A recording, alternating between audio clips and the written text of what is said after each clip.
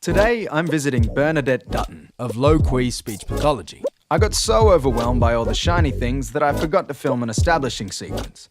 Still, we were very warmly welcomed into her clinic for a traditional assessment of a rather non-traditional voice.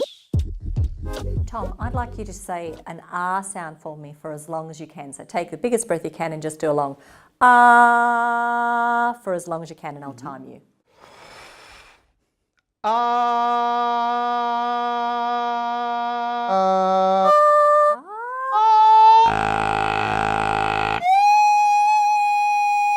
That is wonderful. Look, the maximum was 1,923 hertz. That is very high. That is extremely high. Whereas men's range is around anywhere between, the average pitch of a male is around 100 hertz, and a female's about 200. Right. So that's huge. That's high. It's not what we usually use in speech.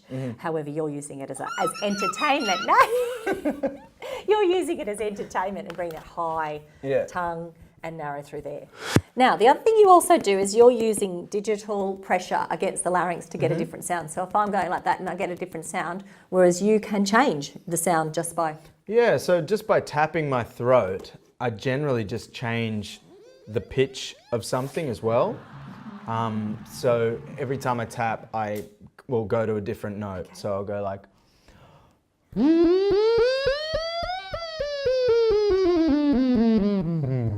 So basically anything that you can physically manipulate from the exterior, you can create a different sound from. So even with the cheek as well, like...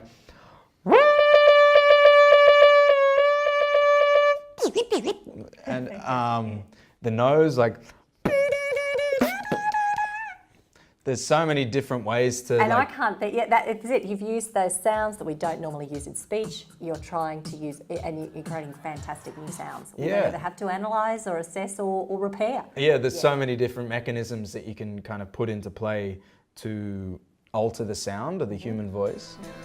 After a series of rather loud emasculating tests to establish my vocal range, we moved on to my breathing and diaphragmatic control. All beatboxers rely heavily on their breathing, so we decided to explore mine a little further. So I wanted to just highlight how much you're using your breathing when you do your beatboxing, and I just noticed how there's a lot of different patterns happening. You've got sometimes clavicular breathing, where the shoulders come up to get a little quick, shallow breathing, and then there's chest breathing, and then there's that diaphragmatic breathing there. So can you do a couple of your short ones, your sort of your quick inhalation type beatboxings? Yeah. So notice that, keep going, that chest coming up, rapid breathing, quick breaths, inhalation, So there's a lot of that fast breathing in and out. Is there anything you do that's more sustained that comes from diaphragmatic breathing? You need a big sound? Or maybe like some of the like... Yep. Okay, you take that short breath there. Great control.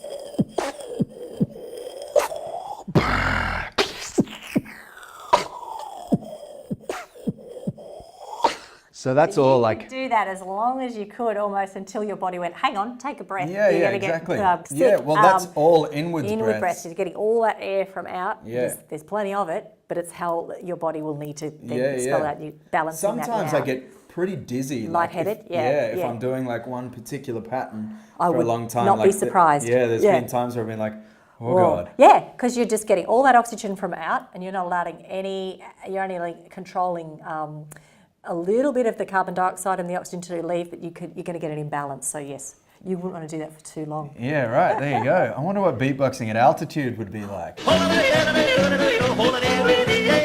I think what you've done is, again, you're breathing normally now.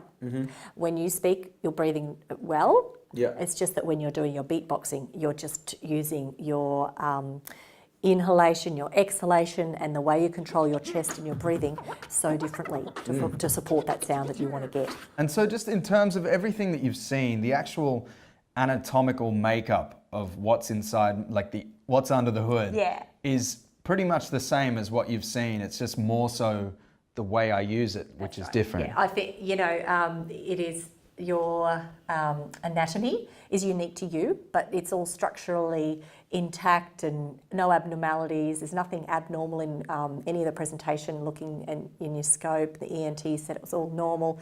Where you spent time perfecting that sound. It's like a higher intelligence for vocal percussion. So once again, we found nothing abnormal about my laryngeal anatomy. We did, however, discover that my vocal range is higher than the average man, which I suspect inhibits my capacity to grow a luxurious beard. We also highlighted the beatboxer's unique ability to manipulate breathing patterns while forming sounds. In the next episode, we're going to focus on some of my favourite beatboxers from around the world and explore the diverse range of styles and techniques that are out there reverberating around the ether. Till next time, peace!